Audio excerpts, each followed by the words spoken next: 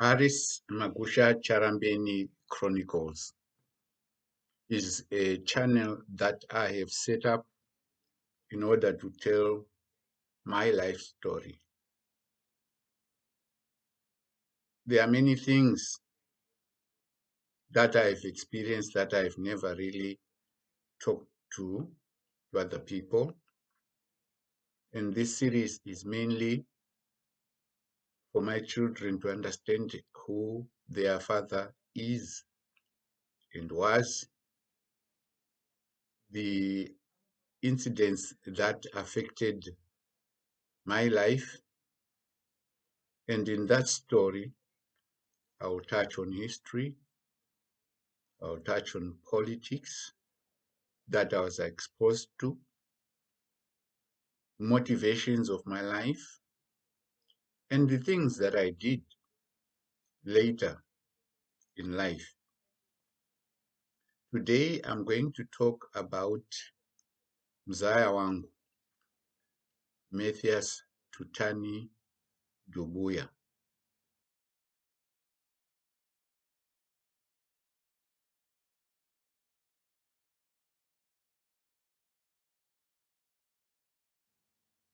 And next is the genealogy of Mathias Dubuya vis-a-vis me.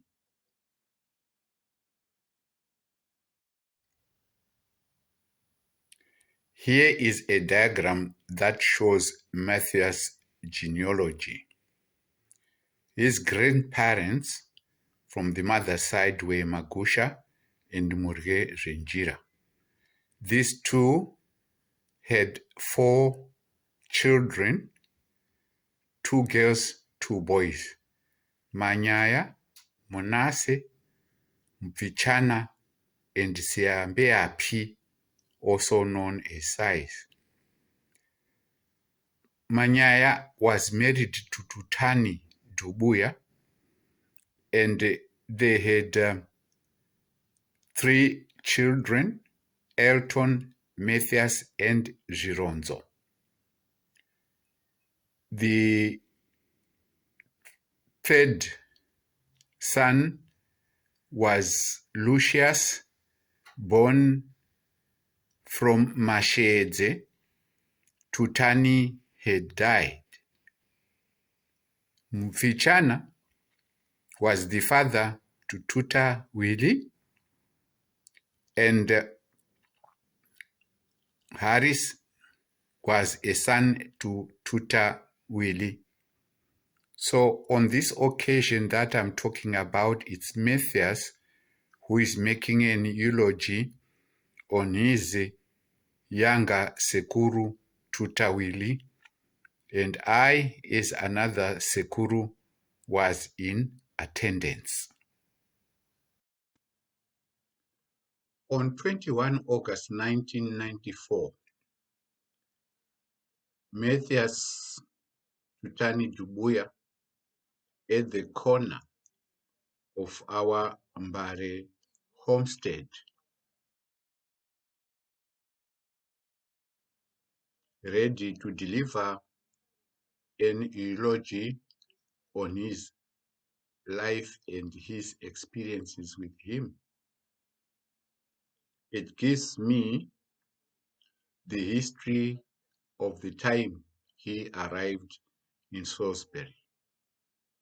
So standing on that corner, he stood quietly for a moment. Perhaps it was to gather and control his emotions. I could see that there were tears welling in his eyes. This is a story that he had never told. And this is what he said.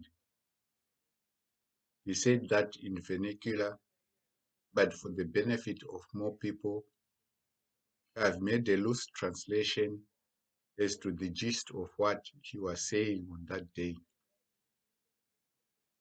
This is what he said. I got down from the Mtali Salisbury train in the morning. I knew I had arrived at my destination, but I had nowhere to go. He had no idea as to the geography of Salisbury as it was his first time. But the information that he had was that his Sekuru Magusha lived in a national Harare. So he walked out of the train station, looked around, seeing those majestic buildings, some of the stories that were in the background. He said that at this time the town was very quiet, and he was able to narrate that people at that time were more friendly.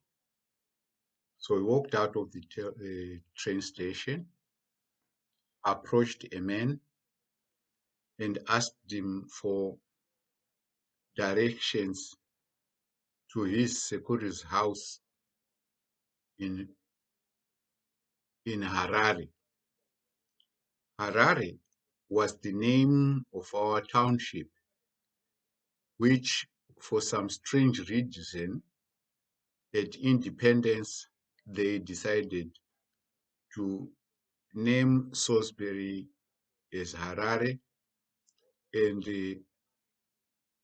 Harare was given the name Mbari, where the powers that be obtained that name is something that has been beyond me. For people in Harare knew that Mbare was the name of the hostels along Adibeni Road. And to us, the residents of Harare, it was an insult. We were never consulted on the name despite being independent. So the man that he accosted and asked questions was able to pick his accent that he was either from Manicaland or from Chipinge.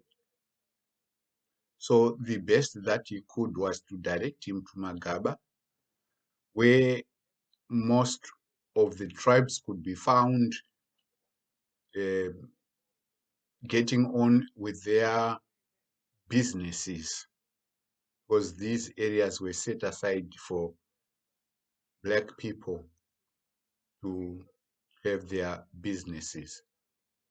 So he was shown directions by going down the road past the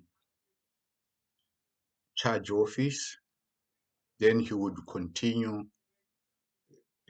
downwards in that direction. And he was advised that when he has crossed the road, when he gets to the next junction, he must ask people who are moving in that direction of where Magaba was. Duly, that was done, and he arrived at Magaba. After a few questions, he was directed to a carpenter's shop where the employees were mainly Ndaus from Chipinge. So when he got there, he introduced himself to the owner. The owner happened to be his uncle, who was plying his carpentry trade in Magaba.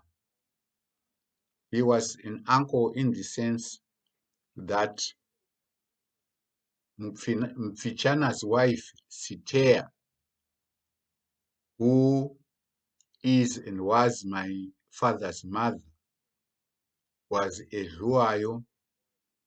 So he told him that he had come to the right place and that at the end of the day, he would take him to National, Vito Street, where my father and us, I suppose, resided.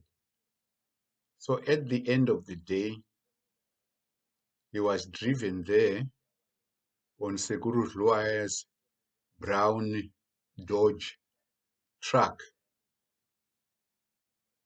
That truck was a sign that he was a tribesman from Chipinge who had done himself proud.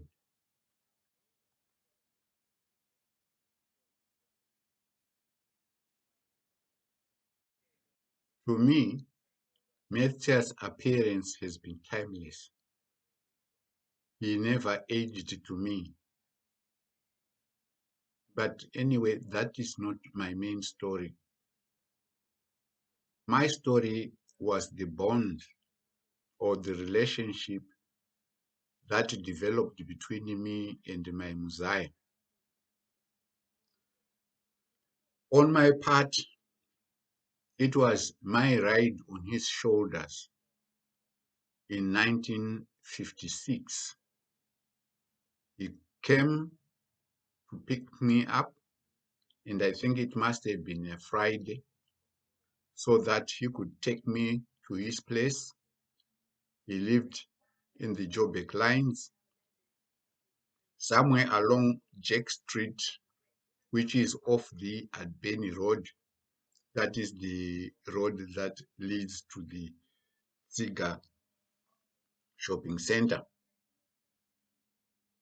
That Tsiga shopping center was quite famous during our times because this is where the Luna Park would establish itself when it came to Harare. So on his shoulders, I was unsure of my safety